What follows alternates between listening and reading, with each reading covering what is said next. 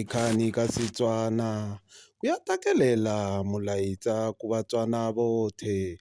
Molaetsa o tswa kwa ba Department of Education ba re ba ya rotloetsa ku ri bana ba nyenyane ba sa tlogela sekolo ka kuri ba ta ya bereka botlhoko ko dimaene. Moshimanyana yo sa batako ku vitiwa ka lebitso yo o ya bereka mo dimaene ku phalape o ya hi dukudza lolori li nga tala phalape yotlhe. Batho ba ku tala ka dusty mo phalape ba ya thimula matshehari yotlhe ya pelela pa dikhani be le ya di balelwa ke Zigzag Manyongovi.